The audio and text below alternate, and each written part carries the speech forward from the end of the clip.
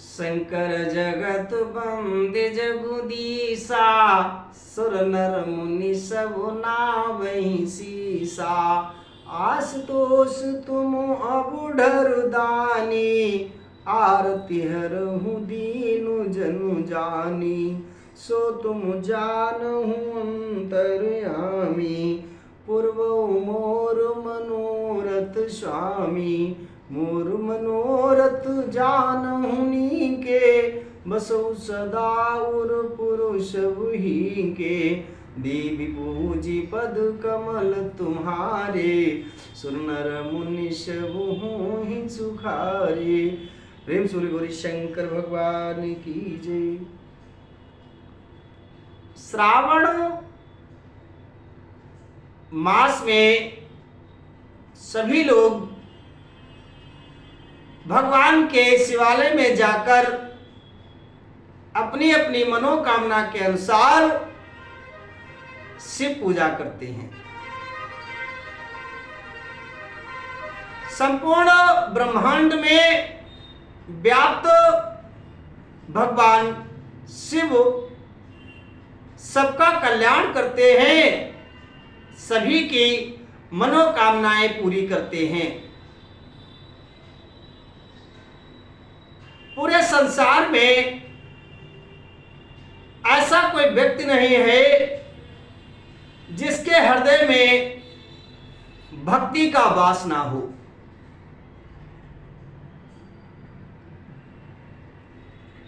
भगवान और भक्त के बीच में भक्ति का जो संचार है, वही संसार में प्रसन्न रहने का एकमात्र उपाय है। भक्त जितना भगवान के प्रति समर्पित रहेगा, उतना ही उसका संसार सुख में रहेगा। आप अपने गुरु के प्रति जितनी श्रद्धा भाव समर्पण रखेंगे, गुरु आपके हृदय में उतना उतरता चला जाएगा।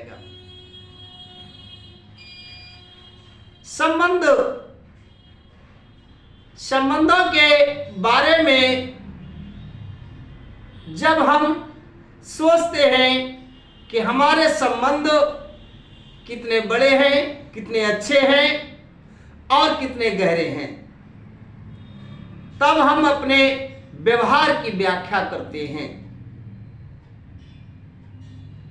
देवादेव महादेव भगवान भोलेनाथ, मां पार्वती सभी की मनोकामनाएं पूरी करें। प्रेम से बोले शंकर भगवान की जय। हमारे बड़े बुजुर्ग जो परिवार के मुखिया होते हैं, उन्हीं के देख रेख दिशा निर्देशन में परिवार का लालन पालन होता है। समाज में अनुशासन बहुत आवश्यक है। जिन संबंधों में अनुशासन होगा, एक दूसरे के प्रति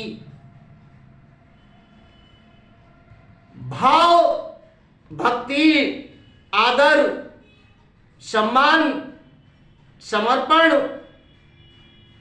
ये होंगे गुण, तो वो संबंध बहुत ही अच्छे निभाए जाएंगे। हृदय से जब आप किसी के प्रति सकारात्मक भाव रखते हैं, तो वो भी आपके प्रति सकारात्मक भाव रखता है। जब आप अधिकारों का प्रयोग करते हैं अपने छोटे बच्चों पर, अपने आश्रितों पर, तभी से संबंध खराब होने लगते हैं। जैसे एक माता पिता की सभी संतानें एक समान होनी चाहिए, पर कभी कभी ऐसा हो जाता है कि किसी एक के प्रति बहुत आदर भाव हो जाता है और अन्य के प्रति भाव कम हो जाता है।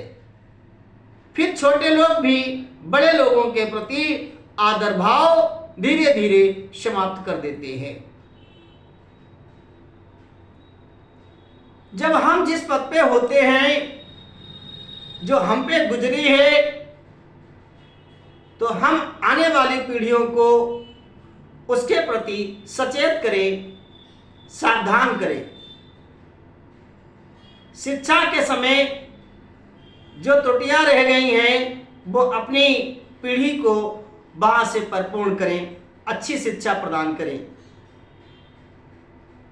जब हम लोग पुत्र पुत्री, पुत्र वधू, पौत्र प्रपौत्र, भाई भांजे भतीजे अनेक रिश्तों में बनते हैं, तो आने वाली पीढ़ियों को हम अपने अनुभव से आगे बढ़ा सकते हैं, ना कि उन पे अधिकार का प्रयोग करें।